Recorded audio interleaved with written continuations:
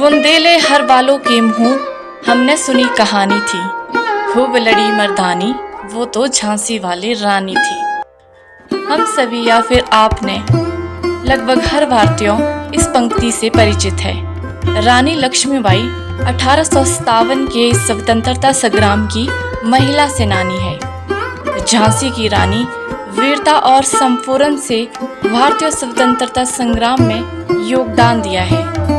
17 जून 1858 में ग्वालियर में शहीद हुई थी। रानी लक्ष्मीबाई वीरता का प्रतिबिंब है।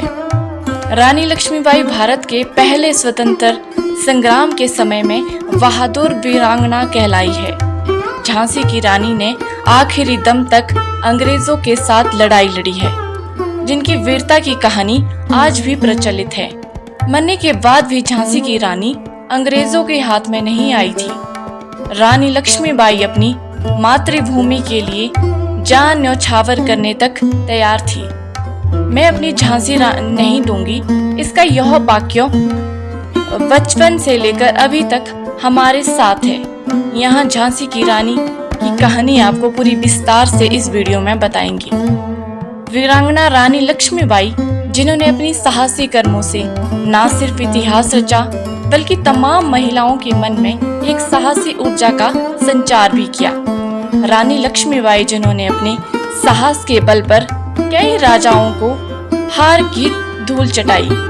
महारानी लक्ष्मीबाई ने अपने देश की स्वतंत्रता के लिए कई लड़ाइयाँ लड़ी। रानी लक्ष्मीबाई ने अपने राज्य झांसी की स्वतंत्रता के लिए ब्रिटिश राज्यों के खिलाफ लड़ने का साहस किया और वे बाद में वीर गति को प्राप्त हो गई। लक्ष्मीबाई के वीरता के किस्से आज भी याद किए जाते हैं।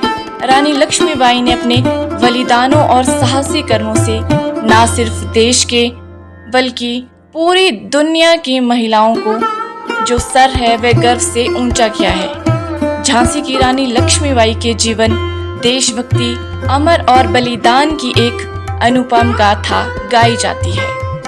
बता दें आपको कि भारत में जब भी महिलाओं के सशक्तिकरण की बातें चलती है तो महान वीरांगना रानी लक्ष्मीबाई की चर्चा जरूर होती है। रानी लक्ष्मीबाई न सिर्फ एक महान नाम था बल्कि वह एक आदर्श भी है उन सभी महिलाओं के लिए जो खुद को बहादुर मानती है, और उनके लिए भी एक आदर्श है जो महिलाएं सोचती है कि वह महिला है तो वह कुछ नहीं कर सकती है। देश के पहले स्वतंत्रता संग्राम में महत्वपूर्ण भूमिका निभाने वाली रानी लक्ष्मीबाई के अप्रियतम शौर्य से चकित अंग्रेजों ने भी उनकी प्रशंसा की थी और वे अपनी वीरता के किस्सों को लेकर किंवदंती बन चुकी है। झांसी की रानी का जन्म जो है 19 नवंबर 1828 में वाराणसी भारत में हुआ था। उनके पिता का नाम मोरोपंत तावे और माता जी का नाम भागीरथी सप्रे था।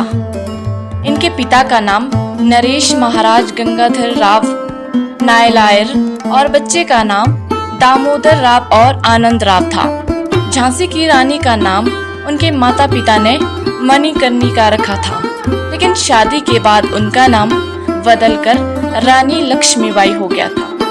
उनके बचपन का नाम मनु भी था। अब कुछ झांसी की रानी की कुछ बचपन की बातें करेंगे। रानी लक्ष्मीबाई का असली नाम मणिकर्णिका था, जैसा कि मैंने आपको बताया। बचपन में उन्हें प्यार से मनु कहकर पुकारते थे। उनका जन्म वाराणसी में 19 नवंबर 1828 मराठी परिवार में हुआ था। वह देशभक्ति, बहादुरी, सम्मान का प्रतीक है। उनके पिता मोरोपंत तावे मराठा बाजीराव की सेना में थे और उनकी माता एक विदुषी महिला थी। छोटी उम्र में ही रानी लक्ष्मीबाई ने अपने माता को खो दिया था। उसके बाद उनके पिता ने उनका पालन पोषण किया था। बचपन से ही उनके पिताजी ने रानी लक्ष्मीबाई को हाथियों और घोड़ों की सवारी और हथियारों का उपयोग करना सिखाया था।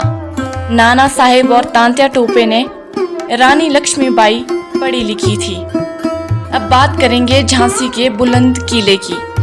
झांसी के किले की नींव आज से करीबन 100 साल पहले 1602 में ओरछा नरेश वीर सिंह जुदेव ने रखी थी। ओरछा झांसी के 18 किलोमीटर की दूरी पर स्थित है। वगरा पहाड़ी पर 15 एकड़ में फैले इस विशाल काया किले की पूरी तरह तैयार होने में 11 साल का समय लगा और यह 1613 में बनकर तैयार हुआ था। किले में 22 बुर्ज और बाहर से और उत्तर तथा पश्चिम दिशा में खाई थी, जो दुर्ग और ढोल बनकर आक्रमणकारियों को रोकती थी। यही कारण था कि इस किले की पूरे संसार में इतनी चर्चा होती है। पहले झांसी ओरछा नरेश के राज्यों में आती थी, जो बाद में मराठा पेशवरियों के अधीन थी।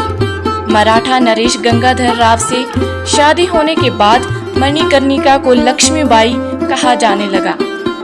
इसीलिए उनके बलिदान के साथ उनकी छाप किले में हर जगह देखने को मिलती है। अब बात करेंगे रानी लक्ष्मीबाई के विवाह के बारे में।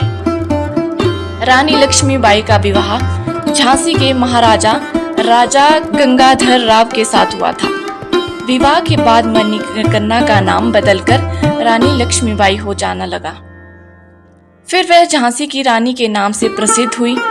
1851 में उनके बेटे का जन्म हुआ था, परंतु 4 महीनों के बाद उनकी मृत्यु हो जाती है। कुछ समय बाद झांसी के महाराजा के दत्तक पुत्र को अपनाया। अब बात करेंगे झांसी की रानी के घोड़े के बारे में। महल और मंदिर के बीच जाते समय रानी लक्ष्मीबाई घोड़े पर सवार होकर जाती थी या फिर कभी कभी पालकी द्वारा भी जाती थी। सारंगी, पवन और बादल उनके घोड़े में शामिल थे।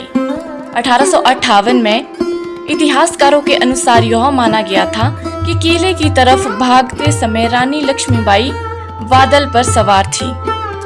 अब बात करेंगे रानी लक्ष्मीबाई के पति की मृत्यु के बारे में। 2 साल बाद सन 1853 में बीमारी के चलते हुए उनके पति की मृत्यु हो गई थी। बेटे और पति की मृत्यु के बाद भी रानी लक्ष्मीबाई ने हिम्मत नहीं हारी और वह जुटी रही।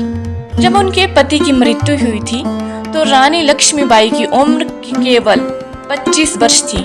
25 वर्ष की उम्र में ही उन्होंने सारी जिम्मेवारी का बोझ अपने सर पर उठा लिया था। अब बात करते हैं रानी लक्ष्मीबाई का उत्तराधिकारी कौन बना। जब महाराजा गंगाधर राव की मृत्यु हो गई थी, ब्रिटिश लोगों ने कानूनी अधिकारों से स्वीकार नहीं किया था। जब उस समय गवर्नर जनरल लॉर्ड डलहौजी एक बहुत ही शातिर इंसान था, जिसकी नजर झांसी के ऊपर थी। झांसी के ऊपर कब्जा करने चाहता था क्योंकि उसका कोई वारिस नहीं था, परंतु झांसी की रानी उसके खिलाफ थी। वह किसी भी हाल में किला नहीं देना चाहती थी। रानी को बाहर निकालने के लिए उन्हें 60,000 वार्षिक पेंशन भी दी जाएगी। झांसी की रक्षा करने के लिए रानी लक्ष्मीबाई ने एक मजबूत सेना को इकट्ठा किया। इस सेना में महिलाएं भी शामिल थी। कुल 14,000 विरोधी को इकट्ठा किया गया और एक विशाल सेना का आयोजन किया गया। अब बात करेंगे रानी लक्ष्मीबाई की कालपी की लड़ाई की। 23 मार्च 1858 को झांसी की लड़ाई शुरू हो गई थी। अपनी सेना के साथ मिलकर झांसी को बचाने के लिए रानी लक्ष्मीबाई ने लड़ाई लड़ी थी, परंतु ब्रिटिश जो सरकार थी उनके लोगों ने उसकी सेना पर अधिकार कर लिया था। फिर उसके बाद उनके बेटे के साथ रानी लक्ष्मीबाई कालपी जीत गई। कालपी जाकर उन्होंने तांत्या टोपे और दूसरे सभी विद्रोहियों के साथ मिलकर एक नई सेना का आयोजन किया। अब बात करेंगे झांसी की रानी की मृत्यु कैसे हुई। 18 जून 1858 को ग्वालियर के पास कोटे की सराय में रानी लक्ष्मीबाई की मृत्यु हुई थी। रानी लक्ष्मीबाई को लड़ाई करते समय जब चोट आई, परंतु काफी खून बह गया था। जब वे घोड़े पर सवार होकर दौड़ रही थी, तब एक नाला पड़ गया था। रानी लक्ष्मीबाई को लगा अगर यह नाला पार कर लिया तो कोई उसे पकड़ नहीं पाएगा, परंतु जब वह नाला पार कर रही थी तब उनके घोड़े ने आगे जाने से मना कर दिया। तभी अचानक पीछे से रानी लक्ष्मीबाई के कमर पर तेजी से रफ्तार से एक गोली आकर लगी। जिसके कारण काफी ज्यादा खून निकलने लगा।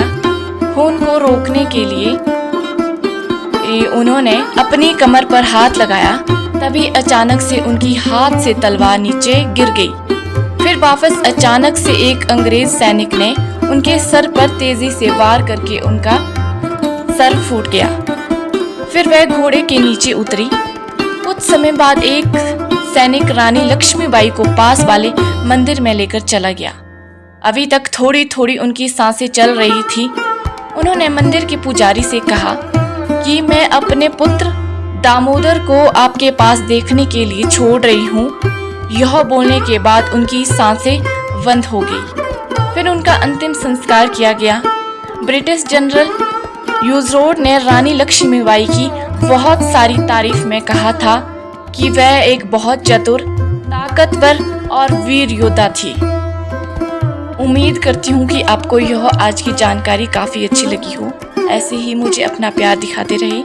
वीडियो अच्छी लगी हो तो वीडियो को लाइक करें और चैनल को ज़रूर सब्सक्राइब करें।